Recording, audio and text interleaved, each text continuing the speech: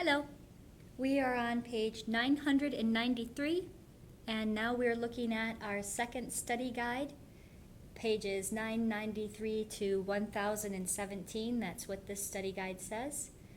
It tells us write only the answer to the following questions. Part 2, let's look at the return of Odysseus and Argus. The questions we're listening for are these. Number 1, who changes Odysseus's appearance and why does she want to help him? Number 2, why do you think the entity mentioned in the previous question desires battle? Number 3, who does Telemachus think Odysseus is when he sees his appearance changing before his eyes? Number 4, why is Telemachus disbelieving at first that Odysseus had returned? And number 5, what steps is Odysseus taking to meet his goal of bringing doom to the suitors? Page 993, the Odyssey, Part 2, the return of Odysseus. In Part 1 of the Odyssey, Odysseus and his companions face many perils on their voyage from Troy to Ithaca. At some moments, they are tempted to forsake their voyage. At others, their lives are endangered by powerful enemies. Ultimately, Odysseus's men bring about their own destruction at the hand of Zeus when they kill the cattle belonging to Helios. As Part 2 begins, Odysseus is alone when he reaches Ithaca after a 20-year absence. What do you predict will happen when Odysseus arrives home? Page 994. 20 years gone, and I am back again. Odysseus has finished telling his story to the Phaeacians. The next day, young Phaeacian noblemen conduct him home by ship. He arrives in Ithaca after an absence of 20 years. The goddess Athena appears and informs him of the situation at home. Numerous suitors, believing that Odysseus was dead, have been continually seeking the hand of his wife Penelope in marriage, while overrunning Odysseus's palace and enjoying themselves at Penelope's expense. Moreover, they're plotting to murder Odysseus's son Telemachus before he can inherit his father's lands. Telemachus, who, like Penelope, still hopes for his father's return, has journeyed to Pylos and Sparta to learn what he can about his father's fate. Athena disguises Odysseus as a beggar and directs him to the hut of Eumaeus, his old and faithful swineherd. While Odysseus and Eumaeus are eating breakfast, Telemachus arrives. Athena then appears to Odysseus. Page 994. From the air she walked, taking the form of a tall woman, handsome and clever at her craft, and stood beyond the gate in plain sight of Odysseus, unseen though by Telemachus, unguessed, for not to everyone will gods appear. Odysseus noticed her, and so did the dogs, who cowered whimpering away from her. She only nodded, signing to him with her brows, a sign he recognized. Crossing the yard, he passed out through the gate in the stockade to the face of the goddess. There she said to him, "Son of Laertes and gods of old, Odysseus, master of landways and seaways, dissemble to your son no longer now. The time has come. Tell him how you together will bring doom on the suitors and the town. I shall not be distant then, for I myself desire battle." Saying no more, she tipped her golden wand upon the man, making his cloak pure white and the knit tunic fresh around him. Lithe and young she made him, ruddy with the sun, his jawline clean, the beard no longer gray upon his chin, and she withdrew when she had done. Then Lord Odysseus reappeared, and his son was thunderstruck. Fear in his eyes, he looked down and away as though it were a god, and he whispered, "Stranger, you are no longer what you were just now. Your cloak is new, even your skin. You are one of the gods who rule the sweep of heaven.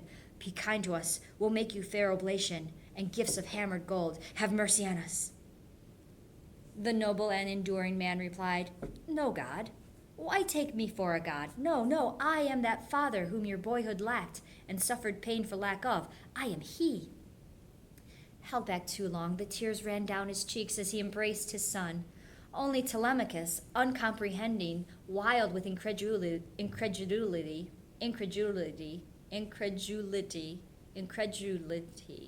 cried out, You cannot be my father, Odysseus. Meddling spirits conceived this trick to twist a knife in me. No man or woman born could work these wonders by his own craft, unless a god came into it with ease to turn him young and old at will. I swear, you were in rags and old, and here you stand like one of the immortals. Odysseus brought his ranging mind to bear and said, This is not princely, being swept away by wonder at your father's presence. No other Odysseus will ever come, for he and I are one, the same. His bitter fortune and his wanderings are mine. 20 years gone, and I am back again on my own island. As for the change of skin, that's the charm of Athena, hope of soldiers, uses as she will. She has the knack to make me seem a beggar man sometimes, and sometimes young with finer clothes about me. It's no hard thing for the gods of heaven to glorify a man or bring him low. When he had spoken, down he sat. Then, throwing his arms around the marvel of his father, Telemachus began to weep. Salt tears rose from the wells of longing in both men, and cries burst from both, as keen and fluttering as those of the great taloned hawk, whose nestlings farmers take before they fly. So helplessly they cried, pouring out tears, and might have gone on weeping till sundown had not Telemachus said, Dear father, tell me what kind of vessel put you here ashore on Ithaca. Your sailors, who were they? I doubt you made it walking on the sea. Then said Odysseus, who had borne the barren sea, Only plain truth shall I tell you, child. Great seafarers, the Phaeacians gave me passage as they gave other wanderers. By night over the open ocean while I slept, they brought me in their cutter, set me down on Ithaca with gifts of bronze and gold and stores of woven things. By the gods' will, these lie all hidden in a cave. I came to this wild place directed by Athena so that we might lay plans to kill our enemies. Count up the suitors for me. Let me know what men at arms are there. How many men? I must put all my mind to it to see if we two by ourselves can take them on, or if we should look around for help. Telemachus replied, Oh, father, all my life your fame of fighting as a fighting man has echoed in my ears. Your skill with weapons and tricks of war. But what you speak of is a staggering thing, beyond imagining for me. How could two men do battle with a houseful in their prime? For I must tell you, this is no affair of 10 or even twice 10 men, but scores, throngs of them. You shall see here and now. The number from Dulichium alone is 52 picked men with armorers, a half dozen. 24 came from Syme and 20 from Xanthithus. Our own island accounts for 12, high-ranked and their retainers. Medon the crier and Master Harper, besides a pair of handymen at feast. If we go in against all these, I fear we'll pay in salt blood for your vengeance. You must think hard if you would conjure up a fighting strength to take us through. Odysseus, who had endured the long war and the sea, answered, I'll tell you now. Suppose Athena's arm is over us and Zeus her father's. Must I rack my brains for more? Clear-headed Telemachus looked hard and said, Those two are great defenders, no one doubts it. But throned in the serene clouds overhead, other affairs of men and gods they have to rule over. And the hero answered, Before long they will stand to right and left of us in combat, in the shouting, when the test comes. Our nerve against the suitors in my hall.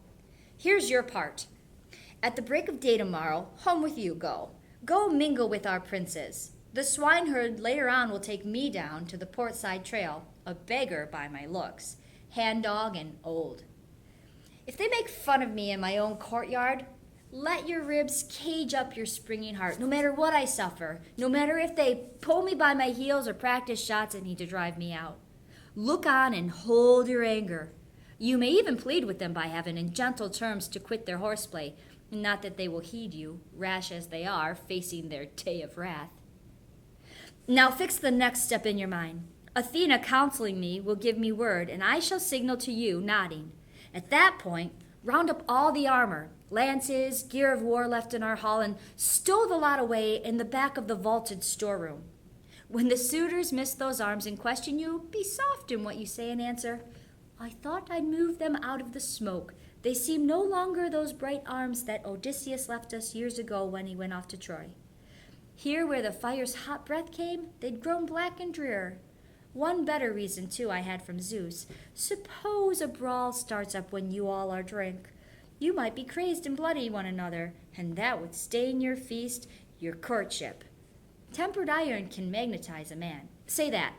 But put aside 2 broadswords and 2 spears for our own use, 2 oxhide shields nearby when we go into action.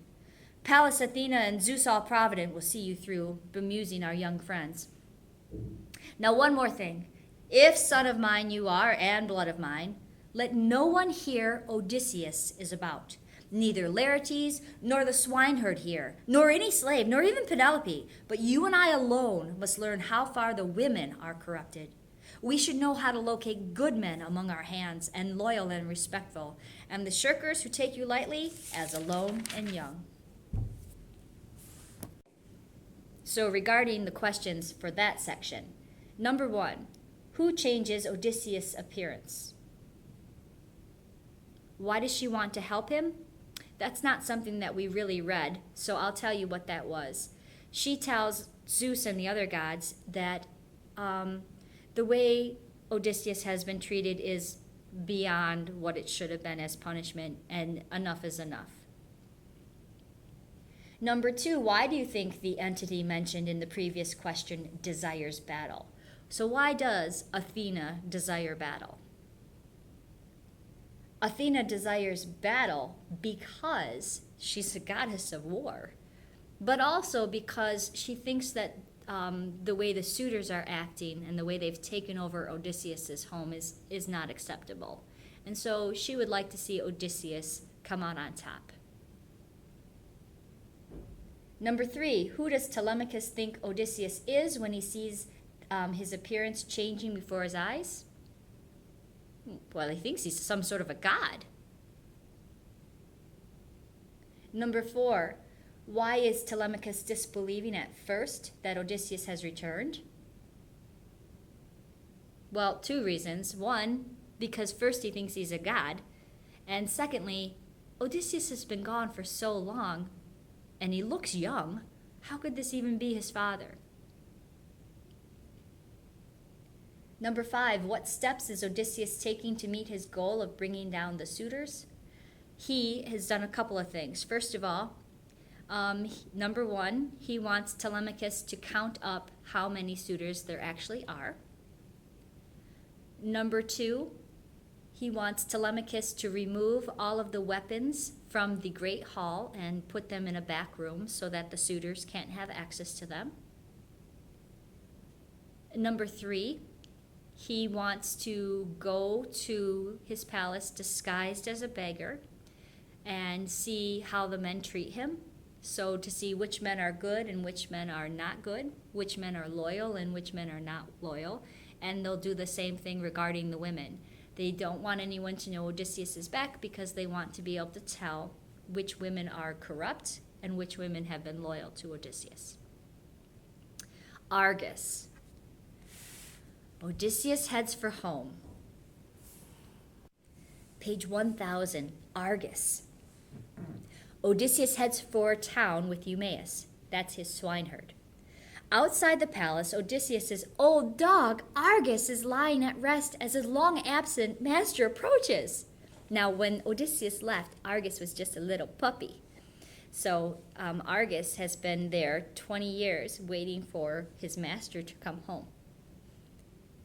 While he spoke, an old hound lying near pricked up his ears and lifted up his muzzle.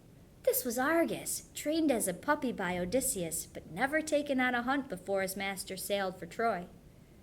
The young men afterward hunted wild goats with him, and hare and deer, but he had grown old in his master's absence. Treated as rubbish now, he lay at last upon a mass of dung before the gates. Dung is poop. Manure of mules and cows, piled there until field hands could spread it out on the king's estate. Abandoned there and half destroyed with flies, old Argus lay. But when he knew he heard Odysseus' voice nearby, he did his best to wag his tail, nose down with flattened ears, having no strength to move nearer his master. And the man looked away, wiping a salt tear from his cheek. But he hid this from Eumaeus, and he said, I marvel that they leave this hound to lie here on a dung pile. He would have been a fine dog from the look of him, though I can't say as to his power and speed when he was young. You find the same good build in house dogs. Table dogs landowners keep all for style. And you replied, Eumaeus, a hunter owned him, but the man is dead in some far place. If this old hound could show in the form he had when Lord Odysseus left him, going to Troy, you'd see him swift and strong. He never shrank from any savage thing he brought to bay in the deep woods. On the scent, no other dog kept up with him. No misery has him in leash. His owner died abroad, and here the women slaves take no care of him. You know how servants are. Without a master, they have no will to labor or excel. For Zeus, who views the wide world, takes away half the manhood of a man the day he goes into captivity and slavery. Eumaeus crossed the court, and he went straight forward into the Megaron among the suitors. But death and darkness in that instant closed the eyes of Argus, who had seen his master, Odysseus, after 20 years. You probably have heard of the expression, every dog has his day. That expression originated in this story from the Odyssey. Argus waits loyally for his master Odysseus every single day. And when Odysseus finally returns, Argus is so excited to see his master. He goes, and he dies. The Suitors, page 1001. Listen for the answers to these questions. Number 6. Why are the lines about throwing away bread on Odysseus ironic? Number 7. What does Odysseus mean in lines 1238 to 1243? Number 8. Why do the suitors criticize Antinous? Okay. The Suitors, page 1001. Still disguised as a beggar, Odysseus enters his home. He's confronted by the haughty suitor Antinous. When you think of the character Antinous, think of the biggest jerk that you know in your life, like really cocky and arrogant and like, oh, I'm all that in a bag of chips. That's Antinous. He is so cocky and he thinks he's like so hot. So Odysseus has entered his hall, and this is what Antinous says when he sees Odysseus the beggar come into his hall. But here Antinous broke in, shouting, God! What evil wind blew in this pest? Get over, stand in the passage. Nudge my table, will you? Egyptians' whips are sweet to what you'll come to here, you nosing rat, making your pitch to everyone. These men have bread to throw away on you because it's not theirs. Who cares? Who spares another's food when he has more than plenty? With guile, Odysseus drew away, and then he said, a pity you have more looks than heart. You'd grudge a pinch of salt from your own larder to your own handyman. You sit here, fat on others' meat, and cannot bring yourself to rummage out a crust of bread for me? Then anger made Antinous' heart beat hard, and glowering under his brows he answered, Now you think you'll shuffle off and get away after that impudence? Oh, no, you don't!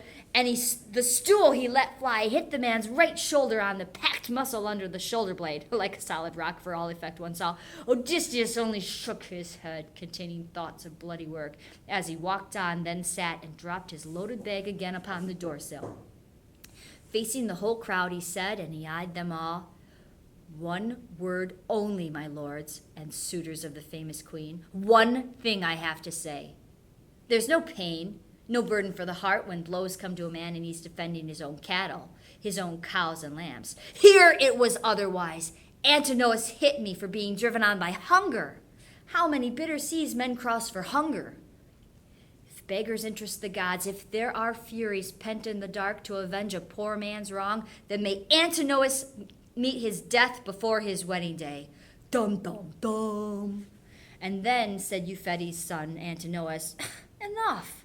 Eat and be quiet where you are, or shamble elsewhere unless you want these lads to stop your mouth pulling you by the heels or hands and feet all over the whole floor till your back is peeled.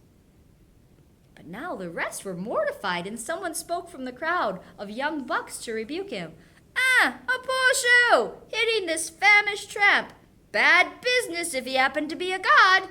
You know they go in foreign guise, the gods do, looking like strangers and turning up in towns and settlements to keep an eye on manners, good or bad. But at this notion, Antinous only shrugged.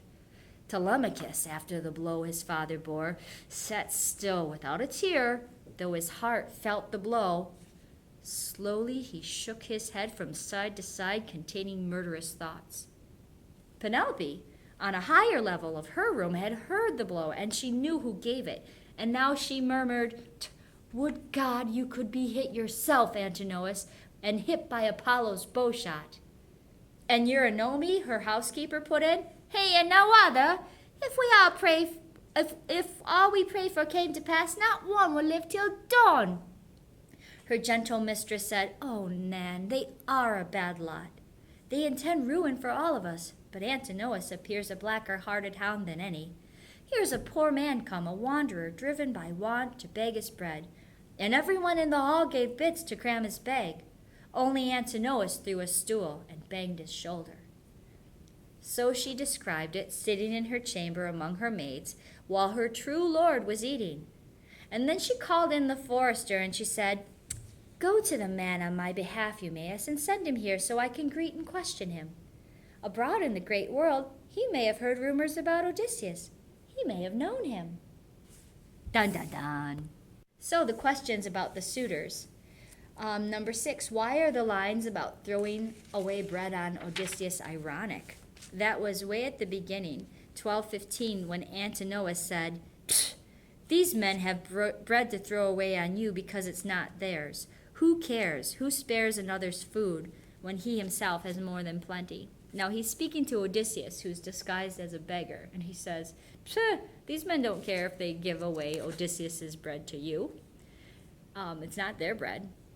And of course, this is ironic because he's saying that the people are throwing away Odysseus's bread on this beggar, and the beggar is actually Odysseus. We call this dramatic irony. It's dramatic irony because the audience knows something that the characters don't know, and if they knew it, they would be definitely behaving differently. So we know that the bread of Odysseus is not being thrown away on a beggar because the beggar is Odysseus.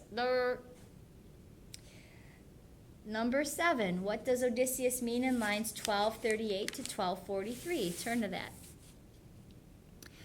Okay, so after Antinous has hit Odysseus with the stool, Odysseus is like peeved. So he sits down and he says to all the suitors, "One word only, my lord and suitors of the famous queen. One thing I have to say.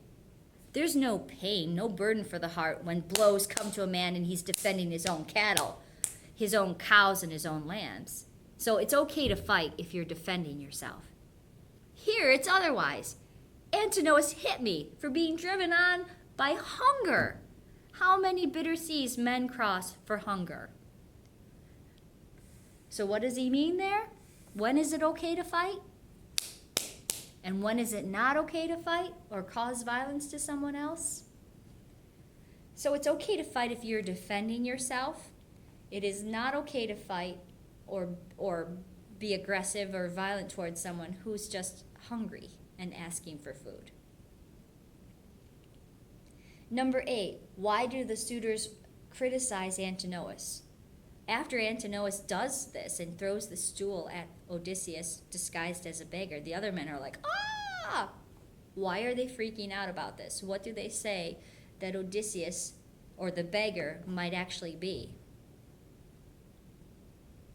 They say that the beggar might be a god in disguise, checking up on the people, on the humans, to see if they're behaving themselves. And they're sort of right. Okay, number 9. What does Penelope do after hearing about the blow? She says, if we look at that, on a higher level of her room, Penelope had heard the blow and she knew who gave it, and she murmured, "Would God you could be hit yourself, Antinous, hit by Apollo's bowshot." So she says a prayer to the gods that Apollo somehow shoot Antinous. And then number 10, why are Penelope's intentions when sending for the beggar ironic? This is once again dramatic irony. She says to the swineherd, "Go to that man on my behalf, Eumaeus, and send him here so I can greet him and question him. Abroad in the great world, he may have heard rumors about Odysseus. He may have known him." And so please explain why that's dramatic irony that she wants to ask the beggar questions about her husband, Odysseus. You can do this. I'm not going to tell you exactly what to write. I already told you too much. Okay, page 1003, Penelope. In the evening, Penelope interrogates the old beggar. So this is Penelope talking to the beggar, whom she doesn't realize is her husband, Odysseus. "Friend, let me ask you first of all, who are you? Where do you come from? Of what nation and parents were you born?" And Odysseus, he replied, "My lady, never a man in the wide world should have a fault to find with you. Your name has gone out under heaven like the sweet honor of some God-fearing king who rules in equity over the strong. His black lands bear both wheat and barley, fruit trees laden bright, new lambs at lambing time, and the deep sea gives great hauls of fish by his good strategy, so that the folk fare well. Oh, my dear lady, this being so, let it suffice to ask me of other matters, not my blood, not my homeland. Do not enforce me to recall my pain. My heart is sore, but I must not be found sitting in tears here in another's house. It's not well forever to be grieving. One of the maids might say, or you might think, that I'd got maudlin over cups of wine." And Penelope replied, "Stranger, my looks, my face, my carriage were soon lost or faded when the Achaeans crossed the Sea of Troy. Odysseus, my lord, and among the rest. If he returned, if he were here to care for me, I might be happily renowned, but grief instead heaven sent me. Years of pain. Sons of the noblest families on the islands, Dulichium, Cyme, wooded Xanthithus, with native Ithacans are here to court me, against my wish, and they consume this house. Can I give proper heed to guest or suppliant or herald on the realm's affairs? How could I? Wasted for longing for Odysseus, while here they press for marriage. Ruses serve my term to draw the time out. First, a close-grained web I had happily thought to set up weaving on my big loom in the hall. I said that day, 'Young men and my suitors, my lord is dead now. Let me finish my weaving before I marry, or else my thread will have been spun in vain. It is a shroud that I weave for Lord Laertes when cold death comes to lay him on his bier. The country wives would hold me in dishonor if he, with all his fortune, lay unshrouded.' I reached their hearts that way, and they agreed, but every night, by torchlight, I unwove it. But when the seasons brought a fourth year on, through impudent folly in the slinking maids, they caught me, clambered up to me at night, and I had no choice then but to finish it. And now, as matters stands at last, I have no strength left to evade marriage, cannot find any further way. My parents urge it upon me, and my son will not stand by while they eat up his property. He comprehends it, being a man full grown, able to oversee the kind of house Zeus would endow with honor. But you too, confide in me. Tell me your ancestry. You were not born of mythic oak or stone." Penelope again asks the beggar to tell about himself, and he makes up a tale in which Odysseus is mentioned, and he declares that Penelope's husband will soon be home. "You see, then, he is alive and well, and headed homeward now. No more to be abroad, far from his island, his dear wife, and his son. Here's my sworn word for it. Witness this, God of the zenith, noblest of gods, and Lord Odysseus's hearth-fire now before me, I swear these things shall turn out as I say. Between this present dark and one day's ebb, after the wane, before the crescent moon, Odysseus will come." What? So, first Penelope asks the beggar to tell her about his family, and he says, "Oh, don't ask me about my family." Probably the reason why he says that is he doesn't want to lie to her. He doesn't want to lie to his wife. He wants to talk about something else, anything else. So then he says, "Let's talk about you. You've got a great reputation as being an amazing woman all around the world." And she says, No, I don't, no. Ever since my husband left, I've just been just full of sadness, so how could I have a great reputation around the world? And she says, I've had this house full of these men who want to marry me, and I've been thinking of every way I can to postpone this marriage. And they tell me that my husband's dead, and I don't believe he is, but what can I do? So she says, she tells him about this trick that she did. She set up this loom, and she was weaving a blanket, a shroud, that she promised to put over Odysseus's father, Laertes' grave, or his bier, when he dies, like whatever he's going to be set on. It's a very important part of the ritual for burying someone, that they have a shroud to show their position in society, a blanket to put over them as they are burned, to show their place in society. And so she said, I have to weave this blanket for my father-in-law so that he has one, and it's going to take a little while. So every day she would weave this blanket to buy time, and then at night when nobody was there, she would unweave a bunch of it so that she could never actually finish it. But after 4 years, one of her maids told the suitors that she was unweaving it at night, and she got caught. So then she had no choice but to finish weaving it. And then she didn't really have any more excuses of why she couldn't marry, and she's just like giving up now. She's going to have to give in.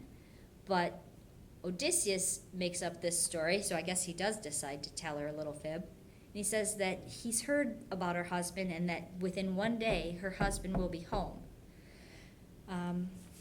So we'll see. I mean, since he is her husband, I guess there's a good chance that Odysseus will be back.